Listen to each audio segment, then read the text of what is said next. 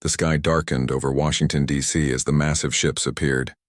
They came without warning, 7 enormous vessels that blocked the sun like metal mountains floating in the air. People stopped in the streets, looking up with open mouths and wide eyes. Traffic halted.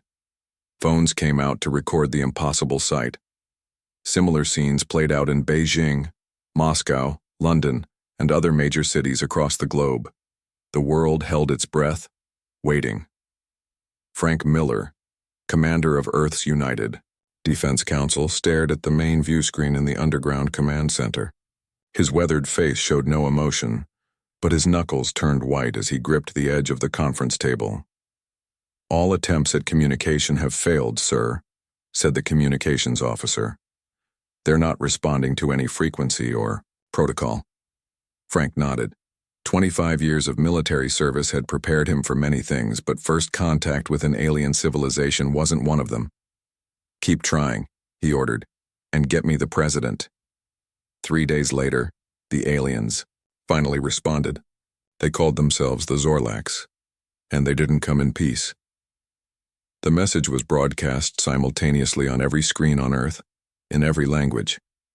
A tall, gray-skinned being with 4 yellow eyes appeared. Its voice sounded like grinding metal. "People of Earth," it said, "I am Warlord Krasthar of the Zorlax Empire. Your planet is now under our protection and authority. Resistance is both futile and unnecessary. We are your new governors. Comply, and you will be treated fairly. Resist, and you will be disciplined." Within hours, smaller ships deployed from the motherships. Earth's military forces attempted to intercept them. Fighter jets scrambled worldwide, missiles launched from submarines and ground batteries. Nothing worked. The Zorlax ships had some kind of energy shield that made Earth's weapons useless. The aliens responded by disabling power grids in major cities with precision energy pulses. No casualties, but the message was clear. They could hurt Earth if they wanted to. 2 weeks after first contact, John Russell watched the Zorlax landing party with cold eyes.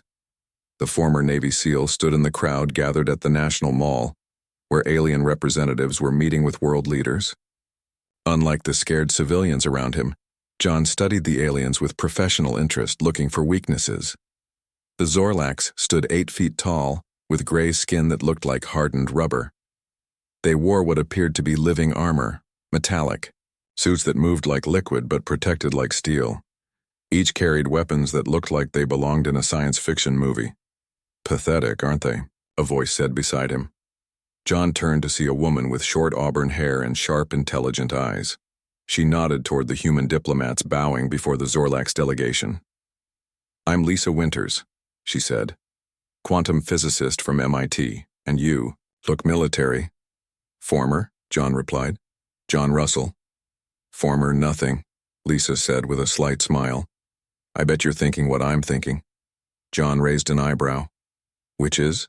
"That these aliens may have better technology, but they're overconfident. And overconfidence is a weakness we can exploit." For the first time in weeks, John felt something like hope. The diplomatic meeting was a disaster. The Zorlax weren't interested in negotiation. They wanted Earth's resources: minerals, metals, water, and biological samples. They established mining operations on Mars and the Moon within days, using technology that made human space exploration look like children playing with toys. On Earth, they demanded labor contributions and resource quotas.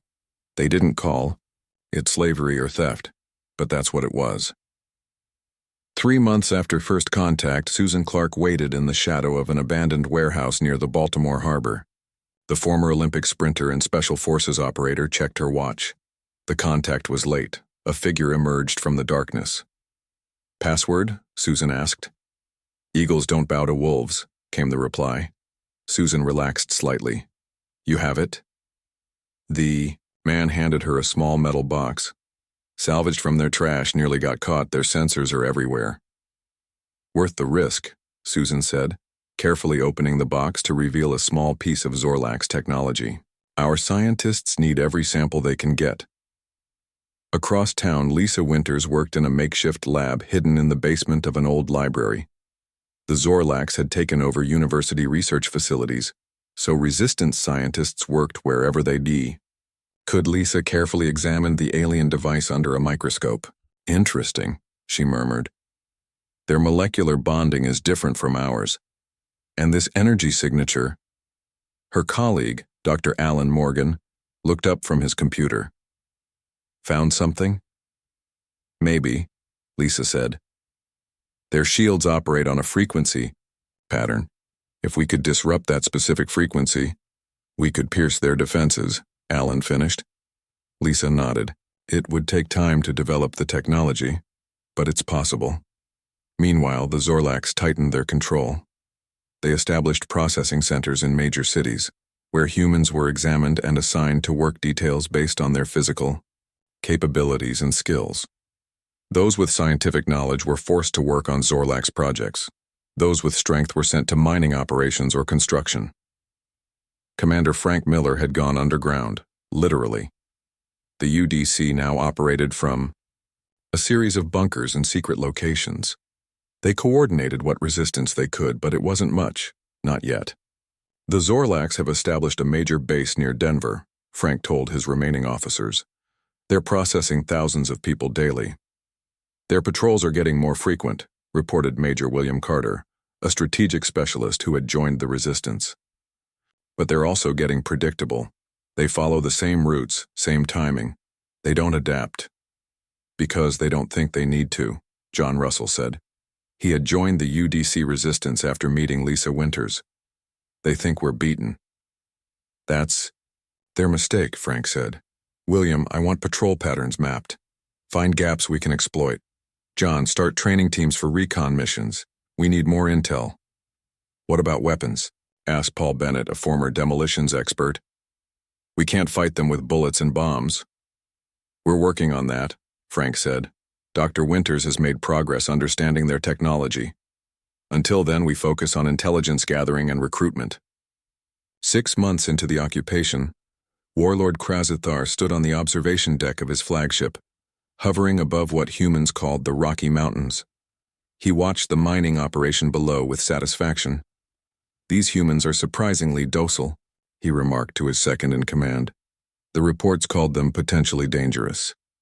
Some small resistance, the officer replied. Nothing significant. Their military capabilities are primitive. Krazithar made a sound like grinding stones, a Zorlax laugh.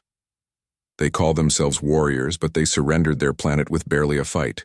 Pathetic.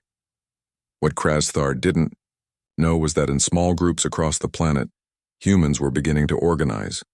They were studying, learning, adapting. The Zorlax had superior technology and weapons, but they had missed something important about humans. Humans had been fighting, against impossible odds for their entire history, and they had never ever learned how to give up. The Zorlax Processing Center outside Chicago buzzed with activity. Long lines of humans waited to be scanned, categorized, and assigned to work details. Guards with energy weapons patrolled the perimeter, their 4 yellow eyes constantly scanning for trouble. 6 months had passed since the aliens arrived. 6 months of occupation, of learning to live under the rule of beings from another world. Most people kept their heads down and followed orders, but not everyone. Lisa Winters worked through the night in her hidden laboratory. Dark circles shadowed her eyes, but excitement kept her awake. The piece of Zorlax armor she had been studying for weeks had finally revealed its secrets. I've got it, she whispered, even though no one else was in the room. She quickly typed notes into an encrypted computer. The alien's battle armor wasn't just technology. It was partly biological, a living metal that responded to the wearer's nervous system. And like all living things, it had weaknesses. Lisa reached for her secure communication device. She needed to contact John Russell immediately. 20 miles away, John moved silently through the woods outside a Zorlax mining operation. He wore dark clothing and carried minimal equipment. His face was smeared with mud to hide his heat signature from alien sensors. The mining site had once been a national park. Now it was a crater where the aliens extracted rare earth elements they needed for their technology. Humans worked in shifts, supervised by Zorlak's overseers who seemed unbothered by the destruction they caused. John found what he was looking for, an air vent leading to the underground portion of the facility. He carefully removed the cover and slipped inside. According to their intelligence, this section contained storage for the aliens' environmental equipment. The Resistance had noticed something interesting. Despite their advanced technology, the Zorlak seemed uncomfortable on Earth. They adjusted their ships and facilities' internal environments. John was here to find out why. He made his way through narrow maintenance tunnels until he reached a large room filled with containers and equipment. Checking that no guards were present, he pulled out a small device Lisa had given him. It could analyze air composition and other environmental factors. John worked quickly, collecting samples and scanning equipment settings. He was about to leave when he heard a noise, the heavy footsteps of a Zorlak's guard. He pressed himself into a dark corner, barely breathing. The alien entered, moving to check something on a control panel. It seemed agitated, its movements jerky. It adjusted settings on the panel and a fine mist sprayed from ceiling vents. The alien's posture immediately relaxed. Interesting, John thought. Very interesting. When the guard left, John finished his mission and made his exit. By dawn, he was back at one of the Resistance safe houses, ready to share what he had learned. Susan Clark's Resistance network grew larger each week. What had started as a handful of former military personnel had expanded to include scientists, engineers, medical professionals, and ordinary citizens willing to take risks for freedom. They met in small groups, never in the same place twice. Tonight, Susan sat in the basement of an abandoned church with 20 new recruits. "The Zorlaks think they've won," she told them, her voice firm but quiet. "They believe we're beaten because our militaries couldn't stop their ships, but they don't understand humans. We don't need massive armies to fight back. We need intelligence, creativity, and courage." A woman in the back raised her hand. "My brother works at the processing center. He says they're taking people with certain skills, scientists mostly." Susan nodded. "They want our knowledge but consider us too primitive to be a threat. That's their mistake." She unfolded a map on the table. "We've identified weak points in their patrol patterns. Small teams can move between these areas if they're careful. We need to gather information, salvage technology, and prepare." "Prepare for what?" asked a young man. "We can't fight them directly." "Not yet," Susan agreed. "But Dr. Winters is making progress understanding their technology, and John Russell has discovered something about their biology." At the United Defense Council's Hidden Command Center, Major William Carter studied the information John had brought back. The strategic specialist had been analyzing Zorlak's movement patterns for months, looking for vulnerabilities in their seemingly perfect military operations. "So they're sensitive to Earth's atmosphere," William said, reading John's report. "Higher oxygen levels, different atmospheric pressure, maybe even our bacteria and viruses. They adjust the environment in all their facilities," John confirmed. "The guard I observed was clearly uncomfortable until the air system compensated." Commander Frank Miller stroked his chin thoughtfully. "That explains why they wear those suits even inside their own ships. Can we use this against them?" "Possibly," William said. "If we could damage their environmental systems or force them to operate in unmodified Earth conditions for extended periods, they'd be weakened," John finished. "Maybe enough to give us an edge," Frank nodded. "Work up a plan. Nothing large-scale yet, but we need to test this theory."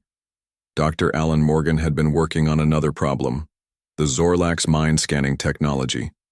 The aliens used it at processing centers to identify humans with useful knowledge or skills. "The YAV scanner reads neural patterns," Alan explained to Lisa when she visited his lab. "But I've found a way to create interference.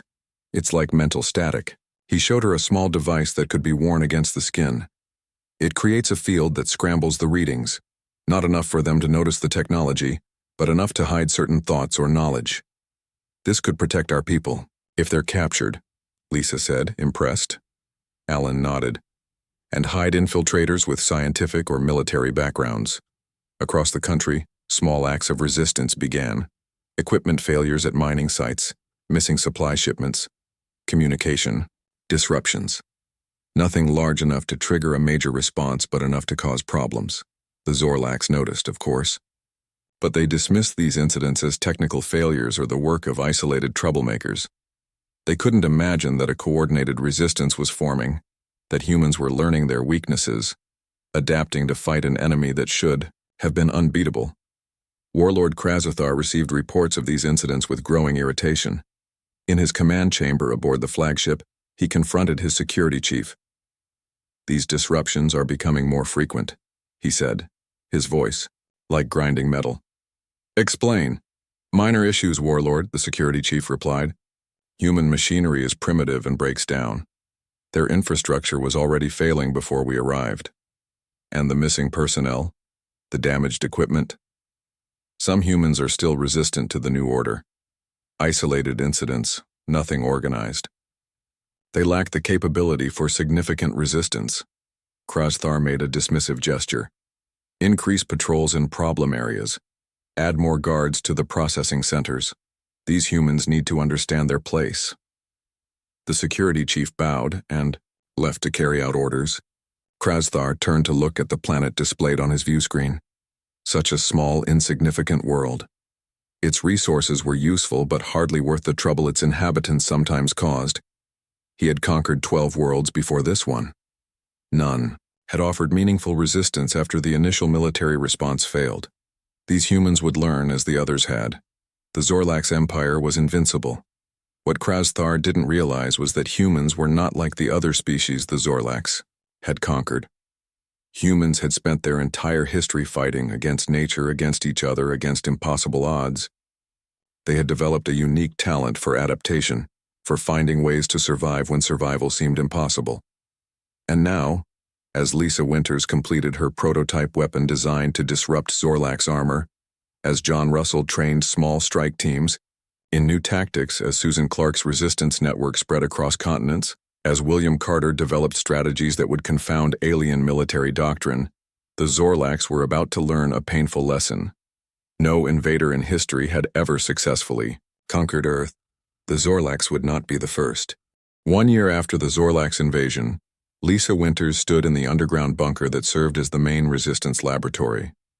Around her, a team of scientists and engineers worked on various projects, all aimed at fighting back against their alien oppressors. "It's ready," Lisa said, holding up what looked like a modified rifle. She had spent months developing this weapon, working from salvaged Zorlax technology and her understanding of their armor's weaknesses. Commander Frank Miller examined the device with careful hands. "You're sure it works?" "In tests, yes," Lisa replied. "It creates a frequency that disrupts the connection between their armor and their nervous system. The living metal becomes temporarily inert, just dead weight." John Russell, who had been leaning against the wall listening, stepped forward. "How long does the effect last?" "About 30 seconds. After that, the armor self-repairs." Lisa handed him the weapon. "But 30 seconds is enough time to do some damage." Frank nodded thoughtfully. "We can't mass-produce these yet, but even a few could make a difference." "I have another piece of good news," John said. "Our scouts found a Zorlax labor camp near the old national park. Security is lighter than at their main facilities. I want to lead a raid." Frank looked skeptical. "A direct attack? That's risky." "Not an attack," John clarified. "A rescue mission. They have about 200 humans there, mostly scientists and engineers. We get them out, we increase our own capabilities and hurt theirs." Major William Carter spread a map on the table. "I've studied their patrol patterns at similar facilities. There's a weakness in their security during atmospheric adjustment periods. Their sensors are briefly recalibrated." "How briefly?" Frank asked. 3 minutes every 4 hours, William replied. "It's not much, but with proper timing." Frank considered for a moment, then nodded. "Plan the operation, but be careful. We can't afford heavy losses." 2 nights later, John led a team of 12 resistance fighters toward the labor camp. They moved silently through the forest, using the cover of darkness and the knowledge of Zorlax patrol patterns that William had provided. Each fighter carried conventional weapons, but John and 2 others also carried Lisa's new disruptors. They were the primary strike team. At precisely 2:15 a.m., when the Zorlax environmental systems were scheduled for recalibration, John gave the signal. The team moved quickly across the open ground between the forest and the camp perimeter. The first guard appeared exactly where William had predicted. John raised the disruptor and fired. The weapon made a high-pitched sound, and blue energy enveloped the Zorlax soldier. The alien froze, its armor suddenly rigid and unresponsive. John's second in command, a former police officer named Steve Harris, stepped forward and used a stolen Zorlax device to deactivate the guard's weapon. Another team member zip-tied the alien's limbs before the armor could reactivate. "One down," John whispered into his communication device. Proceeding to checkpoint 2. The operation went smoothly for the first 10 minutes. The team neutralized 4 guards and reached the main holding facility. John used the access codes William had cracked to open the door. Inside, rows of bunk beds filled a large room. Humans in worker uniforms stared at the intruders with mixtures of fear and hope. "We're with the resistance," John announced quietly. "We're here to get you out. Move quickly and follow our instructions." The prisoners needed no encouragement. They filed out in orderly groups, guided by resistance fighters toward the extraction point where vehicles waited. Then the alarm sounded. "We've been made," Steve reported from his position near the perimeter. 2 patrol ships approaching from the east. John made a quick decision. "Stick to the plan. Sarah, get these people to the trucks. Rest of the team, defensive positions. We need to buy them time." The resistance fighters moved with practiced efficiency, setting up a perimeter with overlapping fields of fire. John positioned himself with a clear view of the approaching Zorlax reinforcements. When the first alien troops appeared, running with that strange fluid grace their armor gave them, John fired the disruptor. 3 Zorlax soldiers suddenly stumbled, their movements awkward and jerky as their armor seized up. The human fighters opened fire with conventional weapons, aiming for the eye slits in the aliens' helmets. One of the few vulnerable points John had identified during his reconnaissance missions. To everyone's surprise, the resistance fighters held their ground. More importantly, they inflicted casualties. Actual casualties on the supposedly invincible Zorlax warriors. "The prisoners are clear?" Sarah's voice came through the radio. "Extraction vehicles moving." "Fall back by teams," John ordered. "Covering fire patterns just like we practiced." The resistance fighters retreated in good order, maintaining suppressive fire as they went. John was the last to leave, firing one final disruptor blast to slow the Zorlax pursuit. When they reached the vehicles hidden in the forest, John did a quick head count.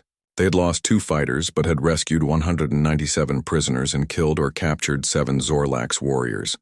It was the first major victory for the human resistance. News of the raid spread through resistance networks across the globe. Susan Clark used it to recruit more fighters and establish new cells.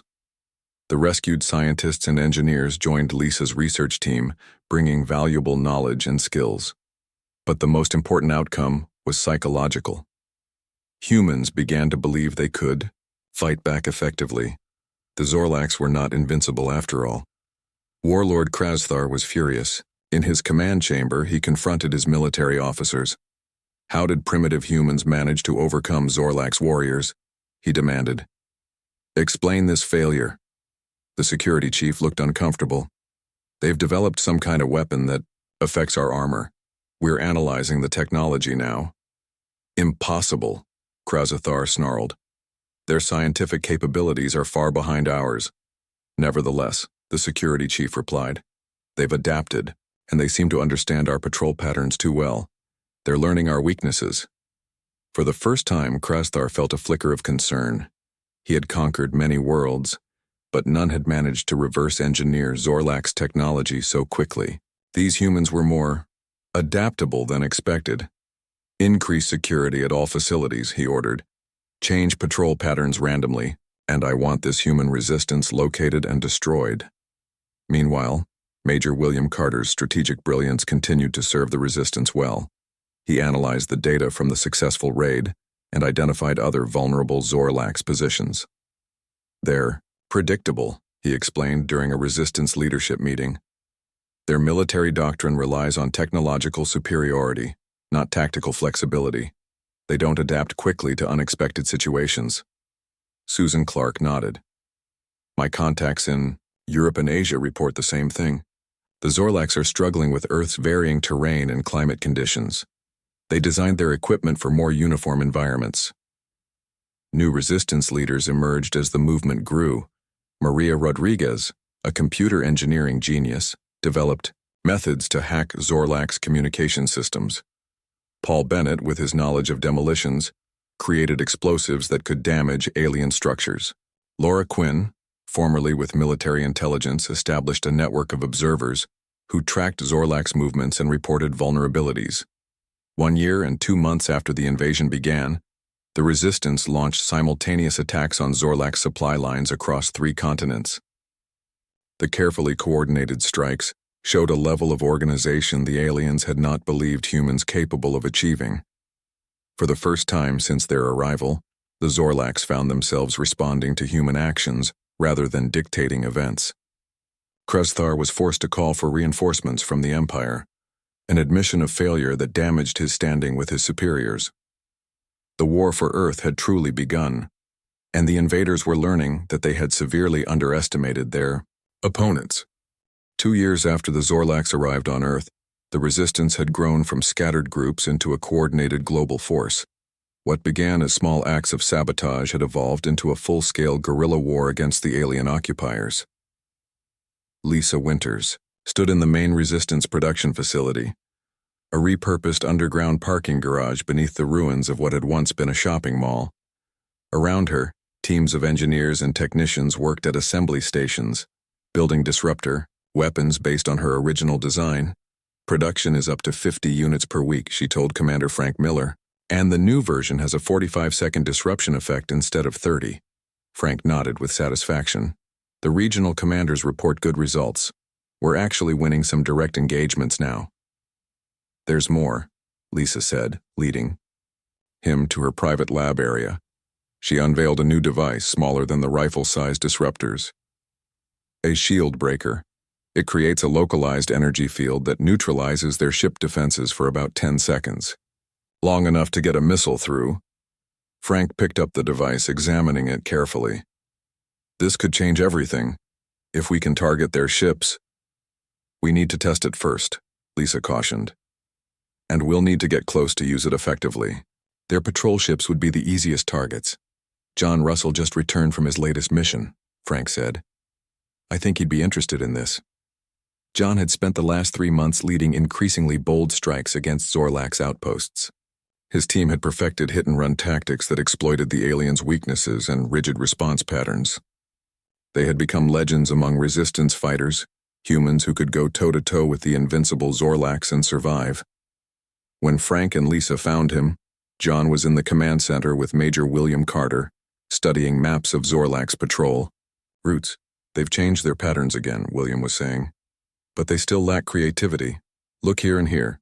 They've just reversed the sequence. Once you recognize the pattern, it's predictable.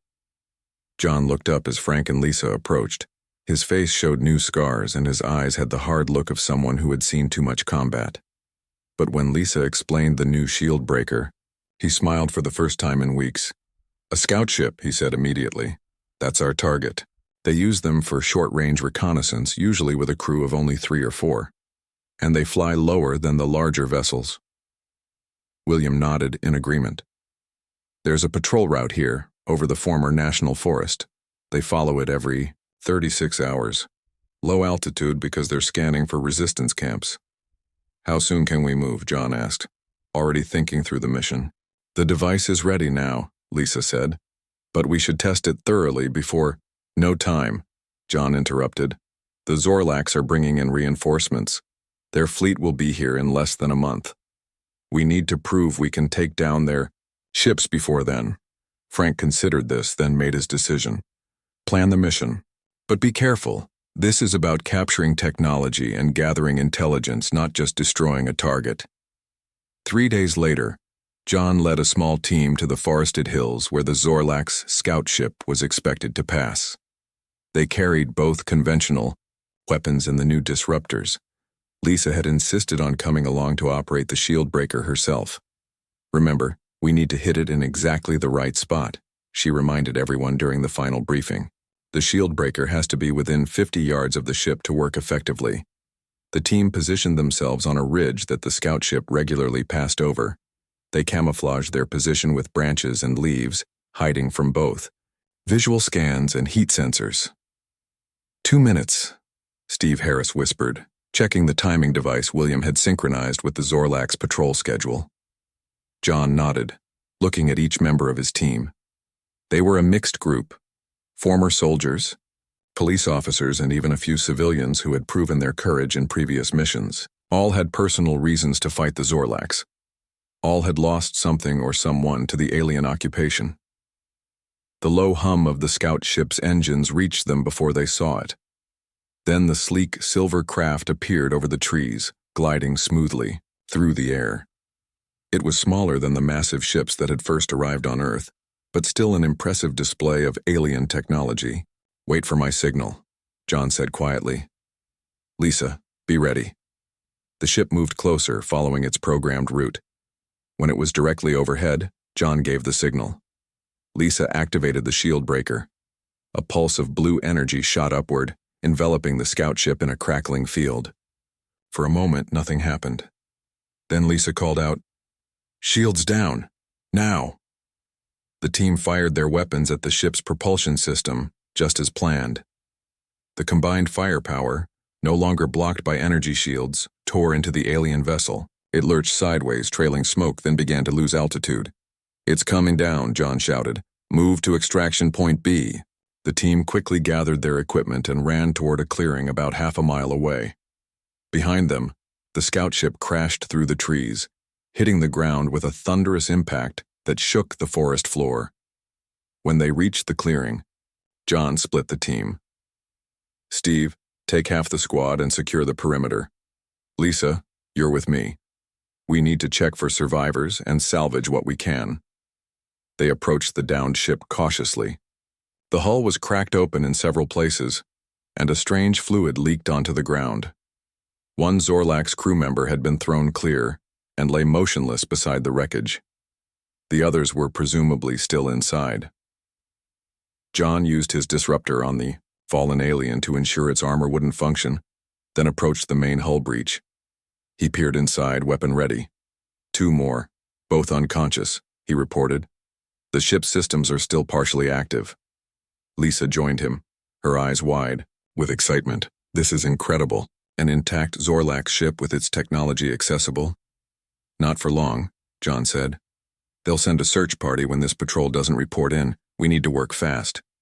For the next hour, Lisa downloaded data from the ship's computers while John and his team secured the Zorlak's crew members and removed key components that Lisa identified as important. They were careful to leave no evidence of what they had taken. As they finished loading the salvage technology into their vehicles, John received a message from the Resistance Command Center. "All teams, be advised," came William Carter's voice, over the secure channel. "Multiple Zorlak's response vessels detected moving toward your position. Estimated arrival time 15 minutes. Time to go," John ordered. "Plant the charges. Let's make sure they don't recover anything useful from this wreck." As the team drove away through hidden forest paths, the Zorlak scout ship erupted in flames behind them. But they had what they came for: alien navigation systems, communication devices, and most importantly, data about the incoming Zorlak's reinforcement fleet. It was a decisive victory. For the first time, humans had not just defeated Zorlak's warriors. They had destroyed a Zorlak ship and captured valuable technology and intelligence. When they returned to the Resistance headquarters, Commander Frank Miller was waiting with the other Resistance leaders. "Well done," he said, looking at the salvaged alien technology. "Now we can plan our counteroffensive." The human resistance was ready to take the fight to the invaders. The sky turned orange as hundreds of human fighters rose from hidden bases around the world. They flew in formation toward the massive Zarkai ships that hovered above major cities. These weren't the same primitive aircraft the aliens had easily destroyed months ago. Now they carried weapons built from captured alien technology, modified by human engineers to be even more effective. Amanda Peters stood on the command platform of the North American Defense Headquarters, deep under the Rocky Mountains. Her dark hair was pulled back tightly, her face showing the strain of months of fighting. On the big screen before her, thousands of blue dots represented human forces moving into position. "All units report ready," said her assistant. Amanda nodded. "Send the code. Operation Homecoming starts now." Around the world, human forces moved as one. In North America, Amanda's troops surged from underground bunkers, wearing armor that combined human mobility with alien protection systems. They carried energy weapons that Lisa Wright's team had improved to use less power, but hit harder than the original Jarkai designs. Greg Wallace led the European campaign from a restored castle in the Alps. His forces attacked alien strongholds in London, Paris, and Berlin simultaneously. The Jarkai had expected humans to be predictable, but Greg's strategy involved constant changes in tactics. When aliens strengthened their air defenses, humans came through old subway tunnels. When they guarded the tunnels, humans dropped from high-altitude gliders. In the Asian-Pacific region, Kathy Barnes directed operations from a submarine in the York, South China Sea. Her specialty was jungle fighting, but she had adapted her skills to coordinate attacks across different terrains. On her command, resistance fighters emerged from rice paddies in China, mountain caves in Japan, and hidden island bases in Indonesia.